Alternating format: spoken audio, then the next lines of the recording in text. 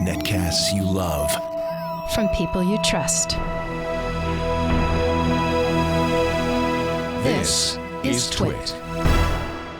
Bandwidth for Triangulation is brought to you by Cashfly at CACHEFLY.com. This is Triangulation, episode 132, recorded December 18th, 2013. Kevin Kelly. Triangulation is brought to you by Hulu Plus. Hulu Plus lets you binge on thousands of hit shows anytime, anywhere, on your TV, PC, smartphone, or tablet.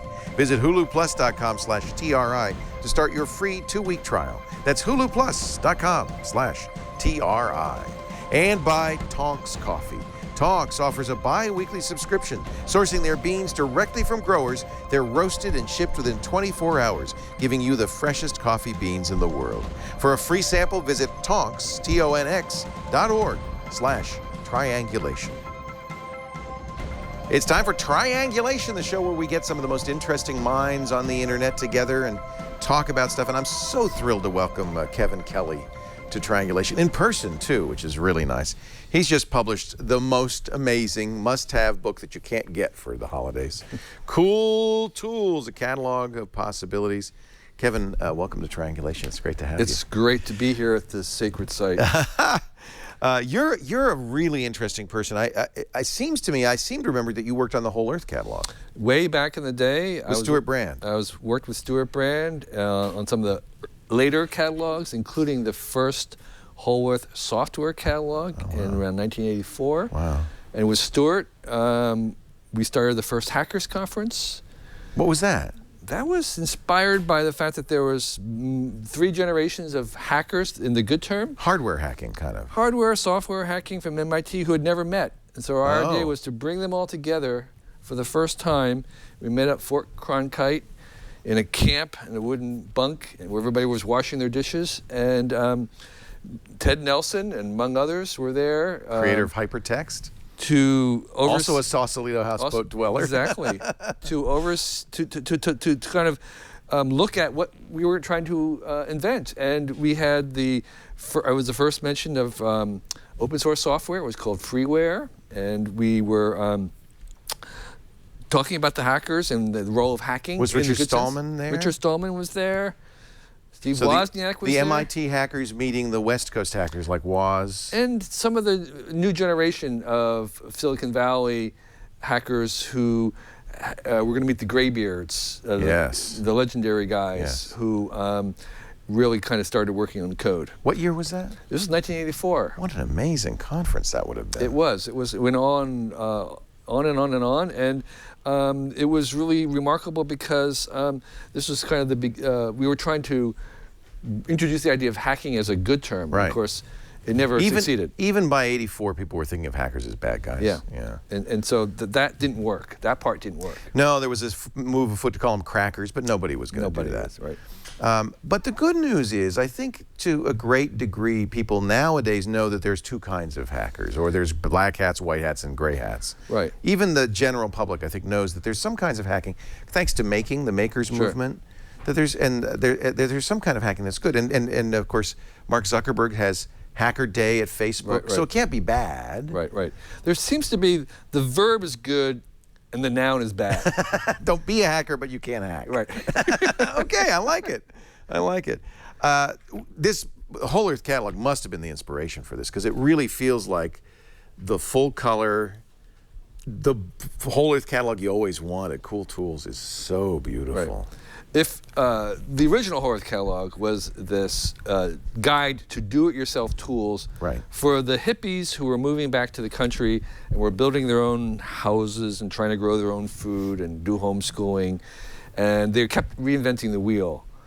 And the original idea from Stuart Brand was he actually had a truck that was outfitted as a store, and he drove around to all the communes saying, hey, here's a really great tool. Here's Aladdin lamp, which is the best kerosene lamp there is. It's like 10 times as bright as your typical hurricane lamp. And he said, and here's a mill for grinding flour, and here's beekeeping equipment. And he was trying to sell this stuff to these great tools to these people. But he also had a catalog that kind of talked about the different items in his store. Nobody wanted to buy any of the tools. They wanted his catalog. Yeah. So he said, forget selling the truck store. I'm just going to produce this catalog, which got bigger and bigger and bigger until it was this big and this thick. And it listed all the ways in which you could do things yourself. It was kind of the farmer's almanac for the hippies. It was the farmer's almanac, but it was actually, over time, it became more. It became the web before there was the web. Oh, you're right. In a book form, yeah. It was the book form. It was the web on newsprint before there was the web. How interesting, yeah. Because if you go back and read those, the voice, it was enthusiast, it was sharing, it was informed and esoteric, and it was the web. And we, on the publication side, just took what people wrote, we printed it on newsprint and sent it back to them, to the readers, with no advertising. So it was a circuit, and it was user-generated content. So that kept getting bigger and bigger until the actual web came along, and then it died. Yeah. Well, you didn't need it anymore. You didn't need it because the web did 95% of what the Whole Earth Catalog did, and it just went away. But that ethos really informed the latter-day Silicon Valley. I know Steve Jobs quoted the back page of the last Whole Earth Catalog, "Stay hungry, stay foolish."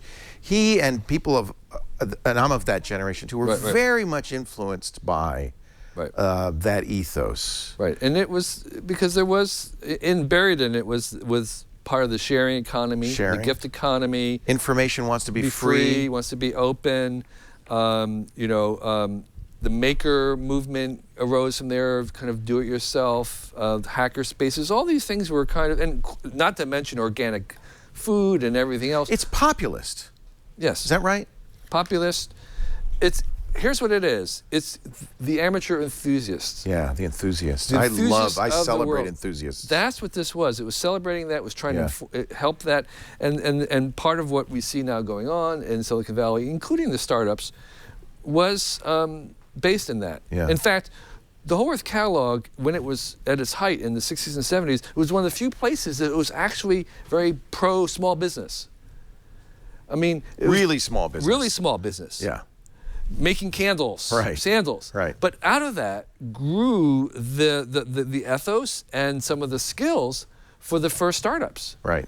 Because they were no longer studying business in school. It wasn't you get an MBA. No, it was that I was selling candles. Right. And I know how business works. I learned about economics from selling stuff. That's a good way to learn. And I think that was very influential in this sort of Silicon Valley startup culture we have right now. So the Whole Earth Catalog, the idea was, there was a lot of the best. Like, this is the best lamp. You gave that example. But you, at the beginning of a cool tool, say a cool tool is anything useful that increases learning, empowers individuals, does work that matters, is either the best or the cheapest, or the only thing that works. So you've broadened the definition a little bit. I have, but in fact... Did you think long and hard about this I did. epigram? I did, because, in fact, the Whole Earth Catalog itself was not just reporting on the best. It was also really concerned about things that were easily accessible. So it was a big promoter of mail order. So what we don't want to do in this book, which is what a lot of websites do today, is talk about things that aren't for sale yet. Right. That you can't get. I don't want to tease people. There's no point. There's no point. I'm trying to be practical and utilitarian and helpful. So we're going to talk about things that you can get very easily. Of course, nowadays that's easier. And some things are not necessarily, they're the best per dollar, which is a different kind of goodness. And then there's these kind of unique things that there's nothing else like them in the world that you should know about. So there's no comparative there. They're just simply the only thing there is. Here's the epigram from the original Whole Earth Catalog. Useful as a tool, relevant to independent education. I like that. But you mentioned that increases learning.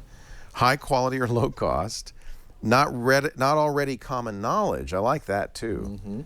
There's some serendipity, some surprise. And easily available by mail, and you mentioned that. Now, we don't have to worry about that as much. Everything is easily available by mail now. Right. Now to get to this book, because this is, I mean, okay, all due respect to the Whole Earth Catalog, which changed the world. This trumps it. It's so wonderful. Every page of Cool Tools you look at and you go, oh, that's great. Oh, I want that. Oh, that's really neat. How did this come about? So there's several different strands. One is, as I mentioned, I worked on the whole Earth catalogs. The web came along, it died, and but it was too good of an idea to let go. So in fact, I continued it privately as an email list. Oh, I didn't know that. So I had an email list. Through the well, or through the well originally, but then just via email. Email, and the idea was I kept doing this, and I sent my reviews to my friends.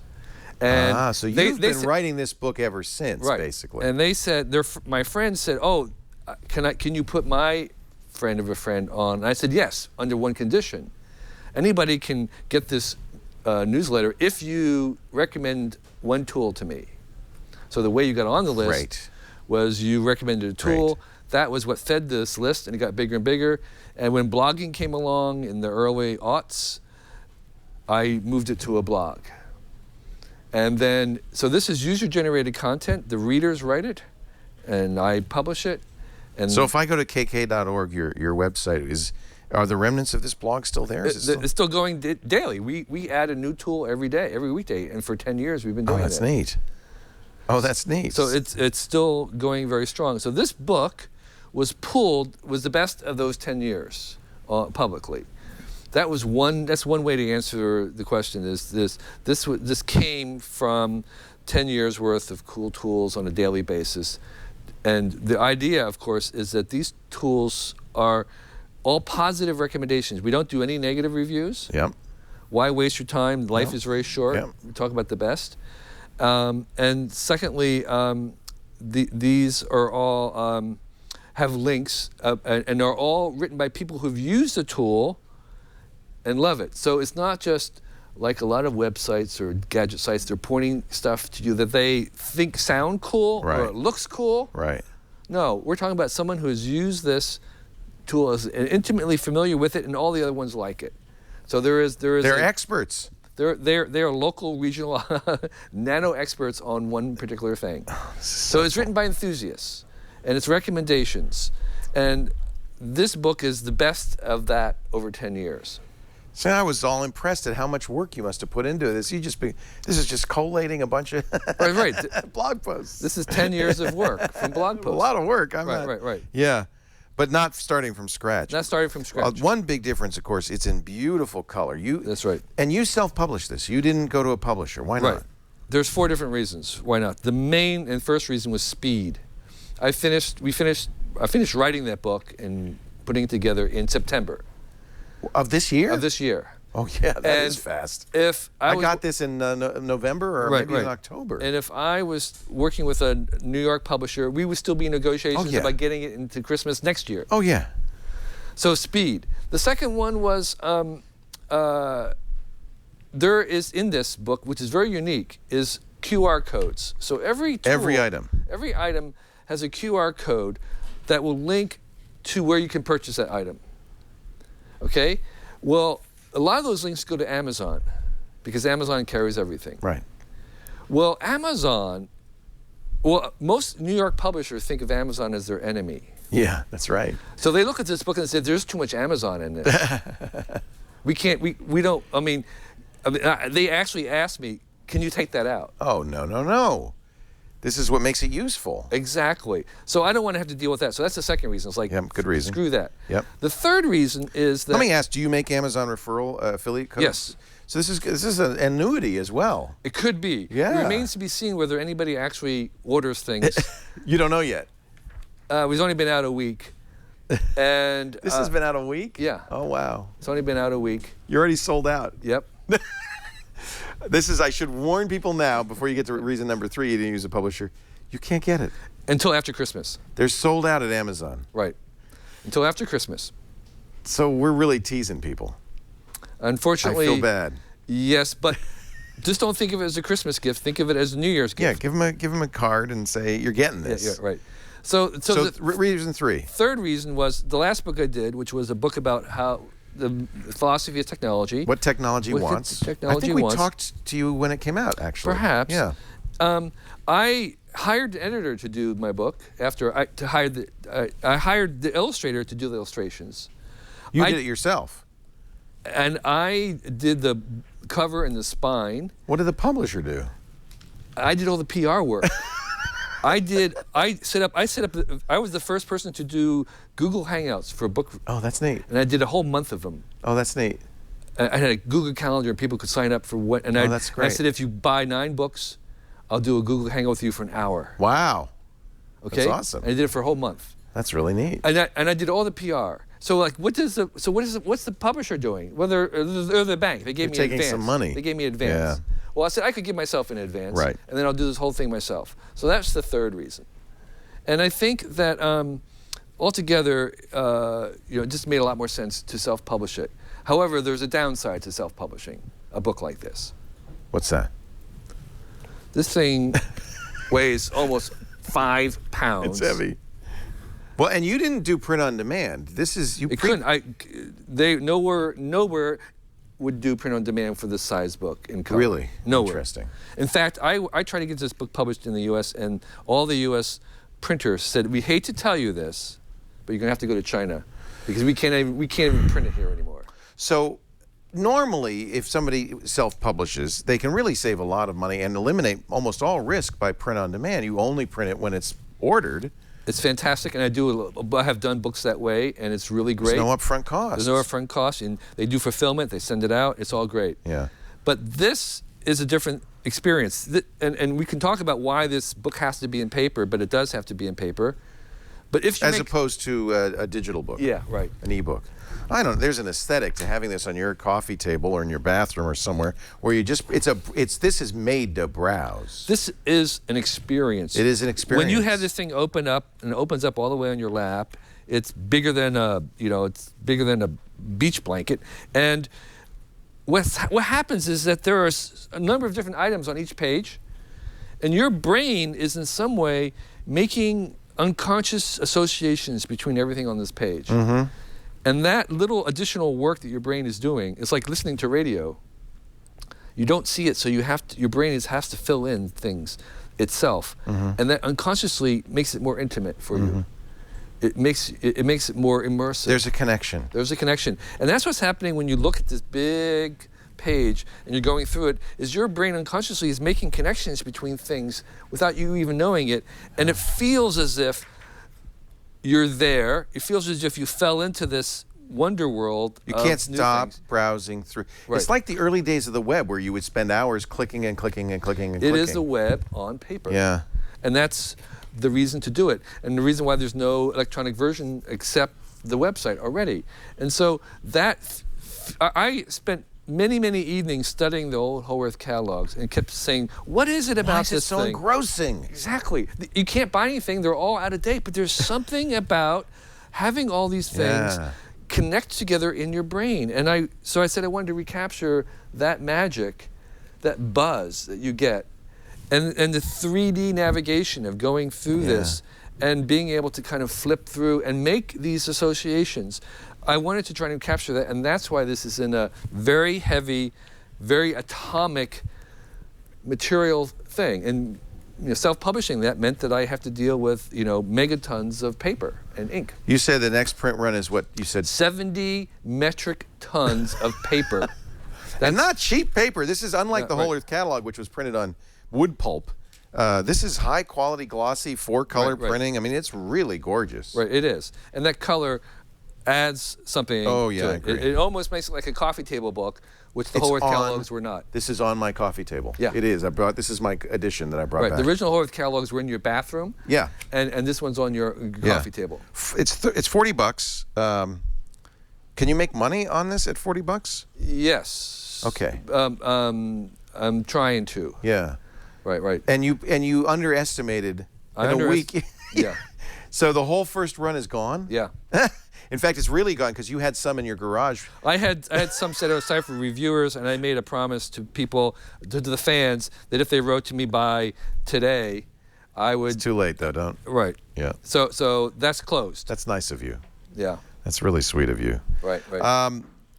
Well, I think you don't need to send this out to reviewers. This is just the word of mouth of this is phenomenal. Everybody's very excited about it. It's interesting because I think we live in an age, a post-physical media age. Yeah. And I have to say, don't tell anybody, but I actually like looking through a newspaper for the same reason. The large format and the scanning of articles is a different experience than reading an article at a time on a screen. This is part of the maker movement and this return to understanding the value of physical things as high bandwidth and it is, isn't sensual. it? You look at one page, sensual and high bandwidth, two very good apt descriptions. And there, you know, I think and it's also feeding the maker movement in the sense that there are a lot of the tools in there are about making things on your own. There's actually very few electronic gizmos in here, or even apps, and not because I have anything against them, but because they become obsolete so fast. Right. I mean, anything that was put in here would be outdated tomorrow. Right. So you go to the web to kind of keep up. You go to the Wirecutter or somewhere else that really keeps up with the latest gizmos. This is really for tools that aren't going to age so fast, that require the other parts of your body. So maybe it's gardening tools, or how to, you know, do snowshoeing, or you want to make knots, how to tie knots, or you want to. I just love it. You know, learn the other full 5 senses of the body: cooking, learning how to capture audio, study, how to study, how to remember things, so all this kinds of stuff. And so, the tools is in their broadest sense, not hand tools. I want people to understand that this is like a tool that I use to make this book, Elance. That's a freelancer's website where it's kind of like eBay for freelancers. Yeah. So you specify a job, and you can find 1 million different freelancers around the world in many different countries who will bid on that job, and will do it very professionally, very, very fast, and very reasonably priced, if not cheap. So this book was designed, laid out by Elancers around the world. You didn't even do the layout. You just had somebody do that in parallel. So that's the beauty of it, speed. So how many people worked on the layout? So what you do is you send out the bid. You get to 200 people who respond to. You take 30 of them. Wow. And you give them pages, and the best ones you reward with more pages. So we ended up with like 6 to 8 of them working in parallel, and they designed basically the whole book in 25 days. That's mind-boggling, and that is the reaction I have when I look at this: is how long it must have taken to create it, and then how long it must have taken to physically lay it out. And this is really amazing. So I use Elance to proof the book in 48 hours. Wow. Because we had multiple people working on it. Wow. And that's what so Elance is a tool. Yeah. 99 Designs is a tool. Yeah, one of our sponsors. Right? And so I used 99 Design to try and do the cover. Oh, that's great. And so this is a 99 Designs cover? Actually, it's not. Oh. But you started there. We started there. Who did you get to do the cover? I did the cover in the end. Oh, I like it. The artwork is done by a street artist. And I love it. I did the design of the cover. Oh, that's neat. But 99 Design was extremely useful. I recommend them. They did it's the really same great idea. work. Same idea. You crowdsource it out. Yep. That's a cool tool. Yeah. So it's not just hand tools. It's anything that's useful and that can help you do things. It's a lever for human thought, for human ability, and these are all levers, really. And you know, you look through it, and there's thousands of tools in here. As you said, you say, I look through it, and I want that, and I want that. Yeah, I've ordered so many things for this. But there's something I want to say about that, which is I say in the very first page, which is this is not meant to increase consumerism. I'm not trying to encourage people to buy tools at all. What this is a catalog of possibilities. You need to know that this tool exists. Yes. It's the power in knowing that this is an option. That in fact, if you ever needed it, you could dynamite, a mountain, or that you could rent a bulldozer. Okay. Yeah. And if you don't know it exists, you can't use it. And sometimes just knowing that a tool exists will provoke certain ideas and ambition that you didn't even know were possible. So this is a catalog of what you can do as yourself or a small group if you wanted to. And yet, when you look at it, I gotta admit, maybe it's just me. I'm a consumer, I guess. But I look at the Tom Bin bags, and I go, oh yeah, I want one of those. I look at the portable solar power station. I go, oh yeah, I need that. Yeah. It's kind of but you're right. A lot of it is resources too. But you'll put that in your head. In the back of my head. Someday, when you're on your expedition to New Guinea, I will need that. And you're going to climb, or Mount Kilimanjaro, you'll say, I don't need that. I know where to get that. It's so much fun. We're talking to Kevin Kelly, former editor and of the Whole Earth Catalog. He then was you were a founding editor at Wired, weren't you, at the very beginning? Yes. With Lewis and John Battelle. John Battelle, that's right. We could talk a little bit about that too. More to come in just a moment. Our show today brought to you by our friends at Hulu Plus. A great way to turn your iPad, your computer. Actually, nowadays, I can watch Hulu Plus on almost anything. I got it in my TV. I've got it on my Chromecast. I have Hulu Plus on my Apple TV. I have Hulu Plus on my Roku. And, of course, on your iPod and your Android devices and your iPhones and your tablets. What it does is it brings you television, all kinds of television. Thousands of hit TV shows and movies on the go. You can watch your favorite TV shows like Jimmy Kimmel Live or Shark Tank or Family Guy.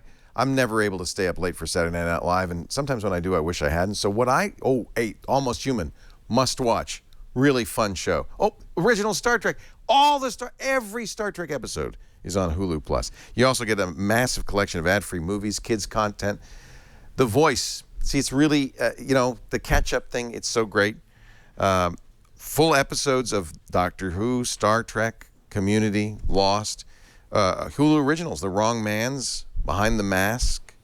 You could try it free right now. There couldn't be a better time to try this than right now. The holidays are here. People are coming over. You got to entertain the family. They've got kids stuff. They've got grown-up stuff. If you go to huluplus.com/TRI, you can get a two-week free trial. That's the longest trial they offer. 2 weeks free. Hulu Plus, HULUPLUS.com/TRI. Get your 2 weeks started today. You get right through into the new year. HuluPlus.com. I wanted to mention, we were talking about self-publishing, and we've had Guy Kawasaki on here, and his book, Ape, author, publisher, entrepreneur. Isn't it good? I recommend it in this book as the best thing for self-publishing. Yeah, well, he's given it away, and he wanted me to tell everybody that because it's their 1-year anniversary, he's giving the Kindle edition away for free. If you go to apethebook, apethebook.com/NaNoWriMo. I guess November is the National Writing Month. NaNoWriMo. But you have to use this credit by the end of January next year. You'll get a promo code. Don't use my promo code, the one you see on the screen, because everybody gets their own unique promo code, I think. So get it free on the Kindle. We had him on when the book came out. I think it's a fabulous resource. It is a great resource. It really is. It's well done. Yeah, and everybody should self-publish. There's no reason not to. There really isn't. And in fact, the publishers are hurting so badly that I do hate that. They are coming to anybody who has an audience, and this is the cool thing. It's actually not that hard to make a book or an artifact or a movie or a song. It's much harder to have it reach an audience. Right. And if you have an audience, you're very valuable to even the mainstream publishers because they don't have an audience. Right. They're looking for somebody who has an audience. So you can start off, and if you wanted to offload that chore of making this stuff, if you bring them an audience, you're golden. Right. Well, and that's how you build an audience. You start self-publishing. Start small. But I tell you, if somebody could self-publish this, then there's nothing you cannot self-publish. That's right. I mean, now you had a lot of you must have had. Did you ask for investors? You go to Kickstarter? Because this is, you got to buy the newsprint before you got to pay for the books before you can sell them. I'm doing another book. It's a graphic novel. Where we did do a successful Kickstarter for that. Tell me about that. So this was the premise of the graphic novel, which is of course a comic book for adults. It's about angels and robots. Good start. And it's about the fact that that these angels want to ensoul our newly conscious robots. Oh. And there's a battle, and there's a million different species of angels in the realms, and some of them are better prepared to be souls than others, and the dark souls are getting into our robots, and they're going to be amoral. So there is this one girl on Earth, Tassi, who knows about this and is trying to prevent this from happening, and she has to save the world. Now, did you write this? What is the story behind this? So I and another guy conceived the story. We worked with some Pixar screenwriters to do the first book, and some ILM This artists. is the second. And we kickstarted funding the concluding book, which was written by a Hollywood screenwriter and me, and it's being illustrated by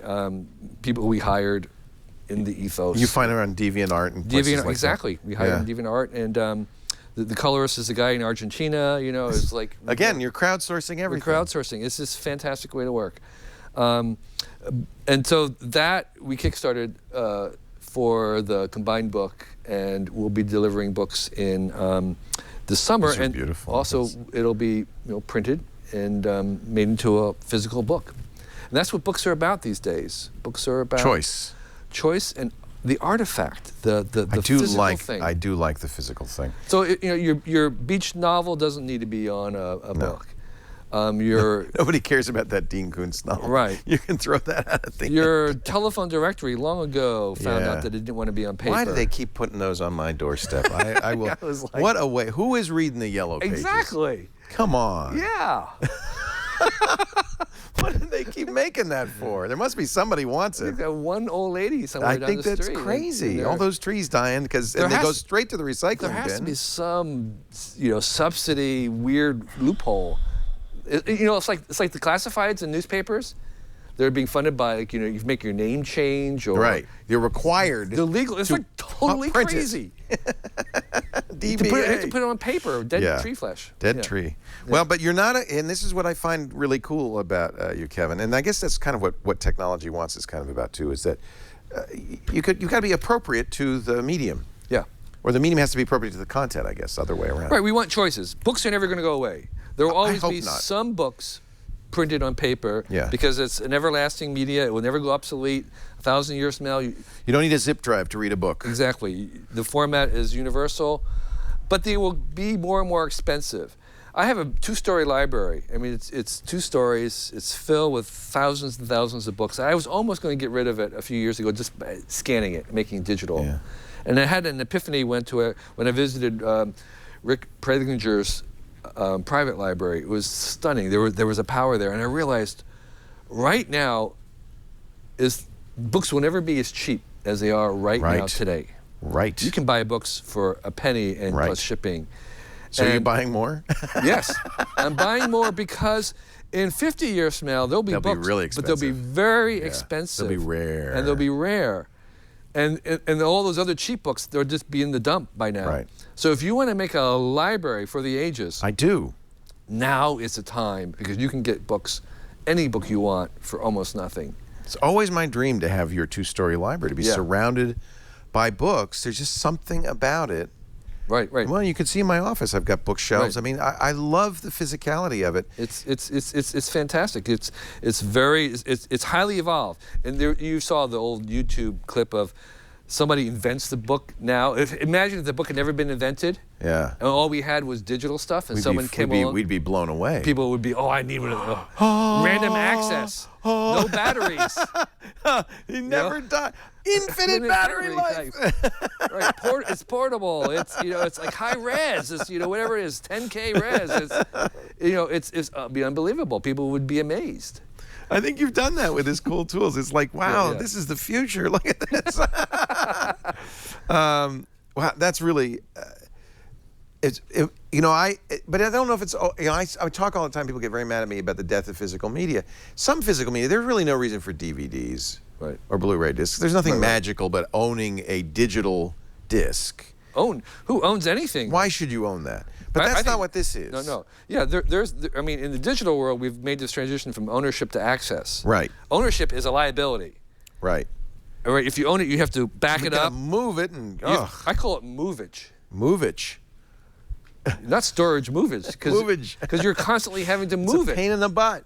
You're always moving it, storing it, backing it up, upgrading it, maintaining it. If you just have access to it and pay your access price, that's better than owning it. Much better. So I think, by the way, most books would go to the same model as Netflix. Right. My prediction, I have no inside knowledge, is that, at least in 10 years or sooner, Amazon will be, you pay Amazon Prime, it costs $200 a year. You can read every book they have. Any book, any that they have, anytime you want, for as much as you want. I think you're right. And you just subscribe to books. I think you're right, but what you will pay for through the nose is the physical medium. You'll pay for the... What books are you... So you're collecting now. Yeah. What books are you collecting? What books are you buying? Well, I have probably one of the world's best libraries on do-yourself, how to do stuff libraries. But also, together with the Long Now Foundation, I'm involved with this other crazy group. Another Stewart Brand crazy idea. Which is... a clock that goes for 10,000 years. It's inside a mountain, and it rings a different chime every day for 10,000 years, whether someone's there or not. Yeah. And then there's a special chime for a century mark and stuff like that. That's right. Yeah. And it's keeping time, and it's there to remind us to think long term. And it also, together with that, is our library, the Library of Long Now. I didn't know that. Yes, and it's a library which has a couple of things in it. One is this a bootstrap civilization library. So imagine the Dark Ages, and you have to start off. What's the essential knowledge that you need to? I'm glad somebody's doing that. Right. You want to It's be like the Russian seed bank up in the Antarctic. Scandinavia, yeah. Because if you had to start over, would you be able to? Right. So how do you make steel? Right. How do you make paper? How do you, recreate so many things? technologies are lost. You know, it's funny. So much of the knowledge that we make, like to make this screen that you're watching, it's not written down anywhere. Right. It's all somebody's head. It's all in people's heads. It's like that's why we can't go back to the moon. We can't get a human back on the moon right now. Because nobody knows how to do it? Because the people who did it are gone. People who did it are gone or not working, and that's never documented. Nobody wrote it. You know, I thought it was just us that we didn't document how we did anything. It's everybody. Right. Well, I know how to do it. I'll just do it. I don't have time to write it down. What are you, crazy? It's a lot of it is really craftsman type knowledge about, interesting. If you're making ball bearings, you need to know, well, the humidity's up or whatever it is. There's a lot of knowledge. That's the kind of knowledge. We visited the Blue Mosque a couple of months ago in Istanbul, and they don't know how to make that blue anymore because, of course, centuries ago, the people who knew died, and nobody had written it down. Right. So having all the books is not probably enough, but it would be better than nothing. But the problem is a lot of this information hasn't been written down in books. Wow. So are you making an effort to collate that? So we are trying to do something in this realm. I have this idea that's called the Forever Book. The Forever Book is very simple. It's a book that tells you how to make itself. It's a book that tells you... It's a little recursive. I don't... Yeah, it tells you how to make ink, and then tells you how to make paper, and tells you how to print it so you can duplicate it. Do you want to know how we did this? We wrote it down in a book. Right. It's a recursive book. Exactly. So if you have a Forever Book, a book that tells you how to make a book, you could also do a Forever Library, a library that has all the information. How to make a library. And then, of course, you do want to do that with civilization, too. Yeah.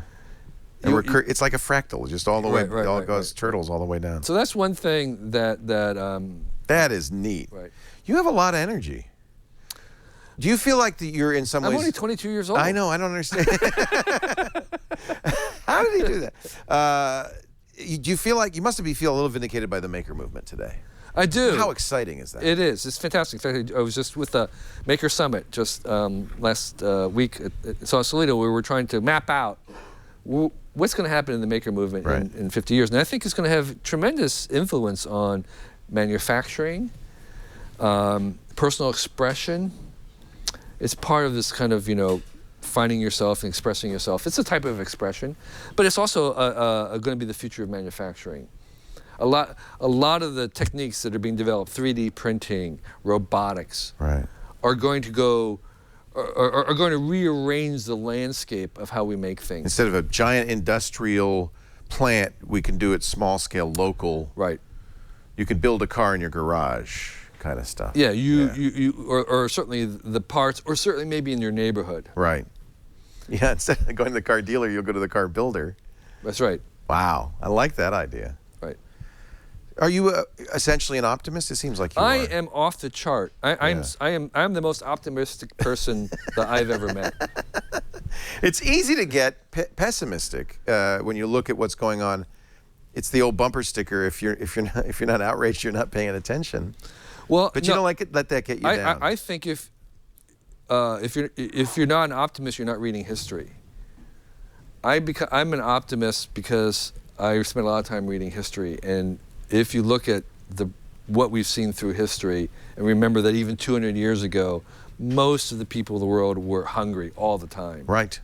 all the time. We've made great progress. We've made great progress, and we're still making progress. Yeah. And the lessons of history is that today is a little tiny bit better than yesterday, not by very much. And that's why I don't call myself a utopian, I'm a protopian. A protopian is somebody like myself who believes in progress. It's not like there's going to be some point. There's no magical Eden There's no waiting destination. for us. It's not a destination. It's just progress. We are progressing. We're a little tiny bit better, but not very much. And sometimes it's 2 steps forward, 1 step back. Yep. I think most of the problems in the world today are caused by technology that we invented yesterday, which means that most of the problems we're going to have in the future are going to be caused by technology we're inventing today. Yeah. But while technology creates almost as many problems as it solves, it gives us new choices. The key is almost. Right, the key is almost, and it's the fact that each of those is a new choice. Yeah. We have a choice that we didn't exist before, Right. and that little bit of extra choices tips the bounds just ever slightly. And I think it's only 1% difference. Are we making the right choices? Sometimes yes, sometimes no. But can we push in the right direction? We are pushing in the right direction because what we know from the world is that people are moving towards more choices. How do we know that? It's because that's what cities are. We're becoming an urban planet because people are moving from these beautiful villages where they eat organic food and they have very strong supportive families, and they're moving. Well, that's ancient history now. They're moving by the hundreds of millions into the cities. Yep. Why? Where are they living in Quality of life has gone down. You don't have the... No, because they have more choices. They have at least the option of getting education for their children. They have at Right. least the option of health care. They have at least the option of having electricity. They have none of those options in the village. And But so you give up so much. But they're actually getting more choices. They have more choices in the city than they had in the village. Nobody is buying one-way tickets back to the village. You could. Anybody here? We could. It's easy. It's easy. We could. They want you to come back. $300. You could be on a bus. Right. Isn't that what happened? It's kind of, you've gone full circle, because that's what all those hippies that the Whole Earth Catalog served were going back to nature. Right, but they didn't last very long. No, they said this is a bad idea. This is a bad idea. And I hang out with the Amish a lot because I'm really interested in this sort of opting out. They're anti-technology. No, they're not. They're total technology hackers. Well, we always think of them in their buggies with buttons instead of zippers. What's the story? It's an amazing story. They are such big hackers, it's unbelievable. They have a thing called Amish electricity, which is pneumatics. So on these beautiful farmhouses, in the back, there's this huge diesel-powered air compressor that's running high-pressure pipes, and they have converted all their appliances to air pressure. So they have air-powered washing machines, air-powered blenders, air-powered And they do this machines. because their religion prohibits them from using electricity? From being connected to society, yes. Okay, so I guess I have fundamentally misunderstood the Amish religion. Right. It doesn't say you can't use machines, you can't use technology. It says you can't be connected to mainstream society. You have to be the other. So whenever they have a new technology come on, they have early adopter Amish. These are all guys who are trying the newest thing, like cell phones, whatever it is. So they use cell phones? In certain ways. So here's the thing. Anytime someone uses new technology, they are judging it by 2 major criteria, 2 things. Does this technology bring our community together? Or does it send it apart? So the reason why they have horse and buggy is because a buggy can only go 15 miles in maximum. Right. So they are forced to shop locally. Geographically condensed. Right, to shop locally, to visit relatives on Sunday or the sick. You can't go back. You can't go to California because you can't go anywhere. Can't get you there. So that's why they have buggies. And the second thing is, does it support our families? So they like to work at home. So either they're farmers or they have a shop out back. Right. And all these other technologies of the phone, the cell phone, is does the phone send out? Does it make people kind of want to go away from the community, or does it bring the community together? So the job of the early adopters is to assess these technologies. Exactly. So the bishop It's all done locally. The bishop will say, okay, Ivan, you can try this cell phone, but we're all watching you, and we're going to see how that affects your family. You move closer. Right. We're going to see whether it affects your family, how you are in terms of your interaction with society. Go play Angry Birds, but we're going to watch carefully. Right, exactly. And then Wow. you have to be ready to give it up at any moment, because if we say we don't like what we're seeing, you have to surrender it. Wow. So Ivan will do that, and the entire community will talk about how what effects the technology has. Isn't that on him. interesting? That's not viable in a mass way. It's, of course, it's not. It doesn't work. However, it does work in one sense, in that I think there is so much technology that we can't possibly use all of it. Right. And so what the Amish have done. We could be more selective. We can be more selective. And I think the idea of like taking vacations and sabbaticals from technology is really, really good. Yeah. And what you want to do is, I'm a technological minimalist. We don't have TV at our house. That's true. Your son's not too happy about it. No, they don't. They don't mind that. I think what we're trying to do is, I'm trying to find the minimal amount of technology that works. Well, TV's a good example of something that does, in fact, kind of split you, doesn't it? Right. It puts you in another zone, another world. Right. Exactly. But you love movies. So I have Netflix. Okay. Hulu. This kind of stuff. That works. It's on demand. We can have some control over it. It's selection. I can be selective. This is fascinating. So this is becoming at choice about what you do, instead of automatically just saying, I'm going to do it. It's new, I'm going to use it, I'm going to use it, I'm going to use it. No, I really think people should try things and then discard very liberally. I love it. I love it. We're talking to Kevin Kelly. He's the author of a lot. You've written a ton of books. Out of Control was the mid-90s. Huge, very important book. In fact, it was required reading for the cast of The Matrix. That's right. When they made the movie The Matrix, is one of 3 books everybody had to read. Keanu Reeves said, whoa. New Rules for the New Economy, 10 Strategies for a Connected World. Cool Tools is the newest. But don't try to get it. Well, you could probably order it on Amazon. You just won't get it until after Christmas. Right. That's okay. You get it after Christmas. Get it for the new year. When will the next metric ton of books arrive? December 30th. Oh, soon. Yeah. Yeah, it's a book for all year that will enable you and open up possibilities for things that you can do. Wonderful. Were you disappointed that you had to print it in China? I would have liked to print it in the U.S. because of the speed. And there was a 30-day crossing on the big ships. It's interesting that the big printers. So this has already been printed. It's on a boat. That's right. It's on a slow boat from China. It's on a slow boat. It's interesting. The U.S. printers had to admit, we don't know. Yeah. This is a perfect example. We don't remember how to do these kinds of books. We don't have the tools. We don't have the technology. We don't have the people. What is it that was missing? The technology has just gone offshore because of, like everything else, China has become the factory of the world, and they have learned. They have a whole ecosystem, just like Silicon Valley has an ecosystem for innovation and startup. It's not just that there's one company; it's that there is a supportive ecology of talent and other skills. The same thing with manufacturing, like Detroit was. Now it's China, where it's not just that it's cheaper; it's actually faster. Right. It's actually better. Right. And I think this is sort of what we're going to see in the future of the world, is these clusters, ecosystems. You have LA, entertainment ecosystem. Right. Very vast. We've seen that in San Francisco, too. People say startup, it works better to be a startup in San Francisco because you can talk to other startups, you can share your experience. We need to be in these clusters when we're doing stuff. Right. And so China is right now the manufacturing of the world, but that I think it's going to bifurcate, and there'll be more specialties. As these maker movement things come in. Financial industries located in New York and a little bit in London. I think these kind of clusters of skills on a global basis is what we're looking towards in the next several decades. Your chance to ask questions. We've got about 15 more minutes with Kevin Kelly. If you're watching live, go to the chat room, and we'll answer some questions from the chat room in just a little bit.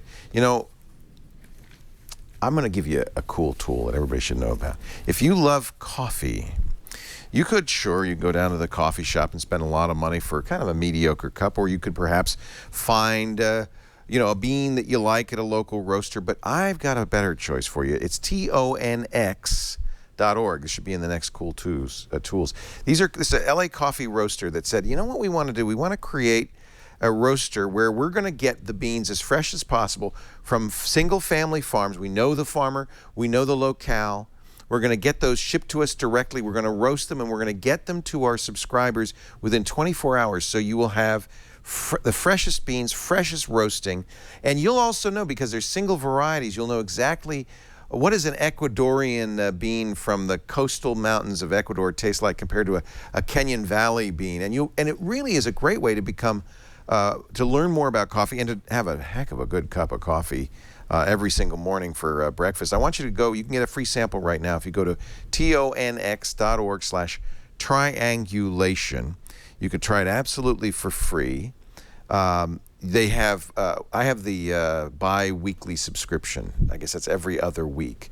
And it's just great. I mean, I'm learning so much about coffee. It's like a club where, and they tell you, and they talk about brewing it. These are not, these are really designed to be brewed in either a filter or a French press.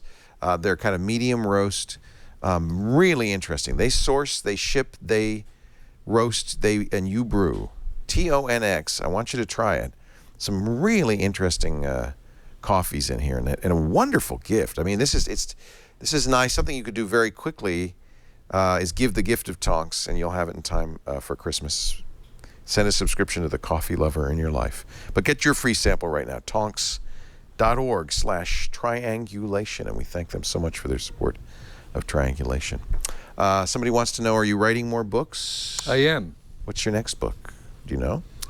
Or do you not want to talk about it? No, I like to talk about it because it kind of helps me clarify. Besides the graphic novel that is about due in June, I'm also doing a book that I'm tentatively calling The Technium Unbound, which is some of the things I've been writing recently on my blog and in magazines like Wired, and brought together in a kind of a unified way. So it's this idea that we are making a global superorganism of something. You created the term hive mind. Hive mind, but we're making hive mind at the planetary scale.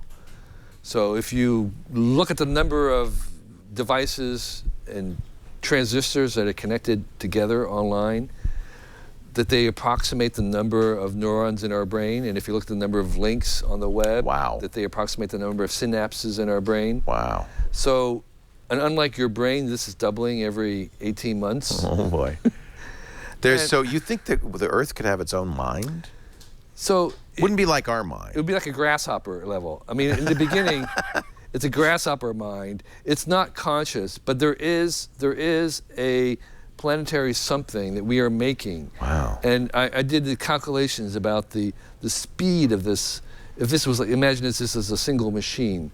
The speed at which this is working is phenomenal. And we're also knitting ourselves together just in other ways, you know, global airline traffic, global movement of humans. There is a sense in which I'm looking at the planet as if it was a single organism. I'm taking this metaphor seriously. To see what that implications are. Right. Imagine if I was a galactic botanist. I'm going around looking at civilizations, and I would classify this civilization as saying, oh, they're at this stage, and it kind of does this thing. Well, just as any human is a collection of a lot of billions of cells that are each in their own way alive and somewhat sentient, the Earth is a collection of billions of human cells and trillions and trillions of machines. That metaphor can break down, but right. But it's an interest. So you call that the technium?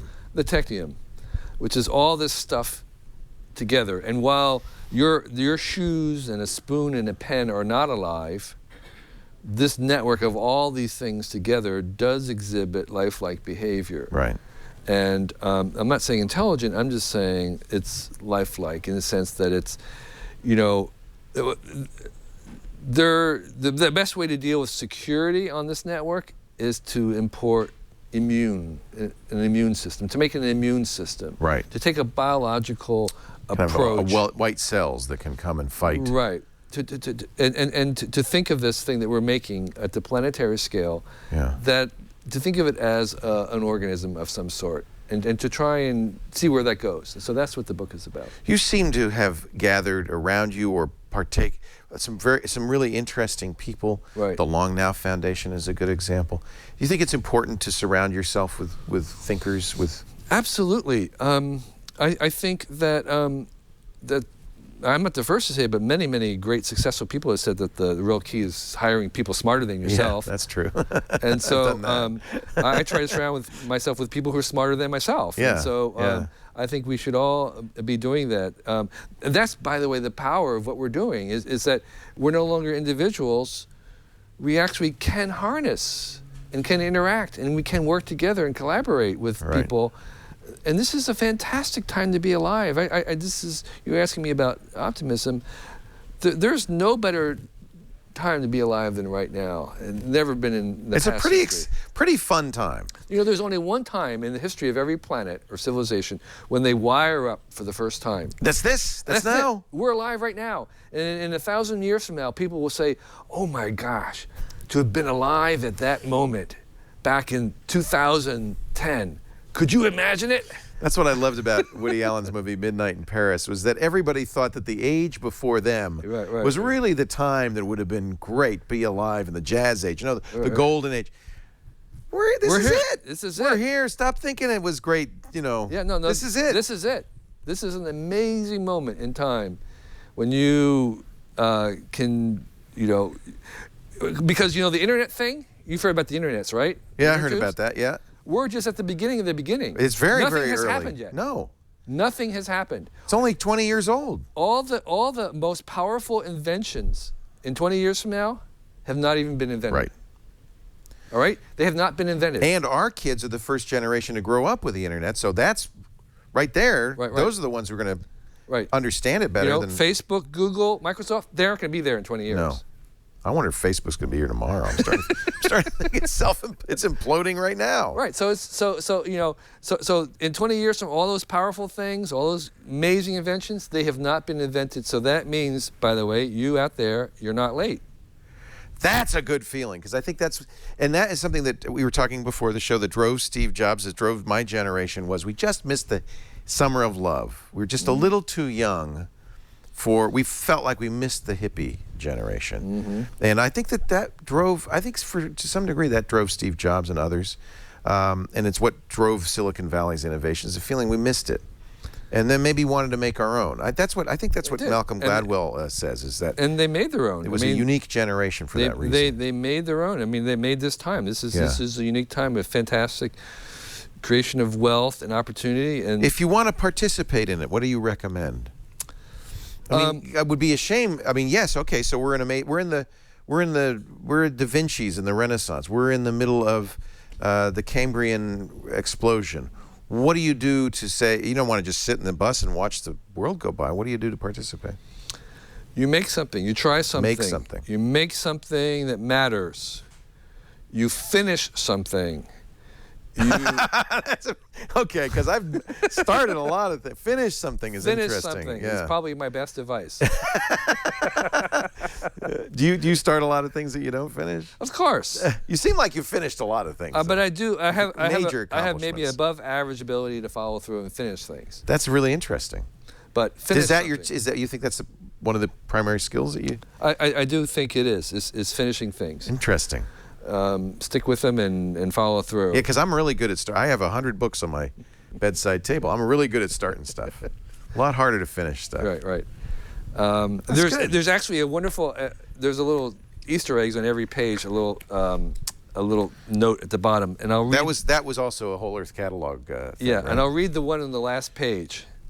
Notice from management: you have more tools, supplies, and materials for the road ahead than you have road ahead. Finish something. I have to tell my daughter that.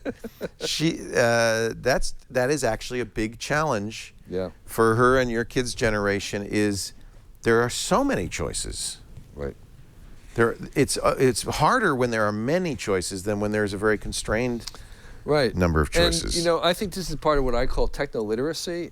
Something I'm really advocating is that we spent 4 or 5 years learning how to read and write. Yeah. This was not something we learned how to do by hanging around other people who could read.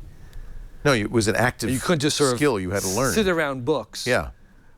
So you had to learn it. And I think this internet stuff, digital technology, the issues we have with attention and distraction, with overwhelming, Choice, media, choice. I think this is something we actually have to be trained and learn how to do. In 4 or 5 years of very deliberate practice and study and techno literacy, we have to understand how this works. And I think this is not going to be learned by just hanging out online. I think this is a But it's so much fun. I know, but you're not going to learn calculus just by hanging around calculus books. You've got to actually make an effort, make a deliberate practice, and that's a term that is. Not just practice, but you have to practice so that you actually get better. In the Buddhist sense of it's a technical term, meaning that practice, a deliberate practice. Yeah. Deliberate practice is where you actually are failing in the practice. You're trying something each time to get better than you were yesterday, and sometimes you're failing rather than just kind of repeating things again and again. Yeah, because it's like if you play the same level over and over again, you're going to get good at that, but you're not going to make any advance. So deliberate practice is a kind of practice, and this is the 10,000 hours of deliberate practice. So we need 10,000. We need to have deliberate practice and best study of how to master this new technology and these opportunities. You have 3 kids. Your youngest Tywin is here. Yeah, he's a senior in high school. He's a senior in high school. So do you tell him all this, or does he? I mean, you sit down and say, Tywin, I want you to practice. Well, like any parent, you own a certain amount of this. Your parents are probably the worst authorities on all this, right? I have a book which you can read. Give me a book. Well, this is a great book. Kevin, it's always a pleasure to talk to you. You're always inspiring. You always have full of wonderful ideas, and I love the optimism. Because sometimes it's easy to get a little dejected and discouraged by the way things are going. So don't be discouraged. Get a copy of Cool Tools. It's on Amazon. Actually, best thing to do, go to Kevin's site, kk.org or cool-tools.org, and pick up a copy. A Catalogue of Possibilities. This will open your mind. But don't be stymied by the choices in here. Right. Pick something and do it. Follow through. Finish something. I love that. Finish something. Thank you, Kevin. We're going to have to, unfortunately, finish this show. It's been a real privilege and honor Always to be a pleasure. Here. Always a pleasure. Thank you for being here. Great. We do Triangulation every Wednesday afternoon. Are we going to? We're going to move to Mondays at 1. Mondays at 1 p.m. Okay. Starting January 6th. So this is our last episode of the year. Next week we'll have a best of, and boy, when you look in toto at the people we have got to talk to over the last year, it is incredible. The best little bits from all of the year's shows. That's next week. The following week is New Year's Day. I'm going to be in bed asleep because I will have just completed we're going to do a 24-hour broadcast on New Year's Day, starting with New Zealand, the first time zone, and we're going to count down every time zone, 27 time zones or 26 time zones, until I fall over and it collapse in a heap. So no show the following week on New Year's Day. And then our first show will be that Monday, January 6th at 1 p.m. Pacific. That's 4 p.m. Eastern Time, 2100 UTC. Do we know who that's going to be, or is it a surprise? That will be... Karsten, our producer, is telling me. Peter Krogh. A wonderful interview we already did. It's in the can, as they say, with one of my favorite photographers, the author of the Digital Asset Management book. Lots of great interviews planned for the year, though, and we're going to have a lot of fun on Triangulation. So remember, new time, Mondays, 1 p.m., 4 p.m. Eastern Time, 2100 UTC on twit.tv. And of course, after the fact, all of our 132 episodes are available. You can download them from twit.tv/TRI. We put them on YouTube. What's the YouTube channel? YouTube.com/triangulation. If you wanted to watch on YouTube. Half the shows now are blocked with phony copyright claims, but that's another story. Get it from the website or subscribe. Use your favorite netcast client and download it, and you always have a copy. And you could print them into a book and put them on the wall, and you'll have a physical copy for your descendants. Thanks for joining us. Well, thanks to John Slanina, our technical director, for running the show. Karsten Bondi, our producer. Thanks to you for joining us. We'll see you next time on Triangulation.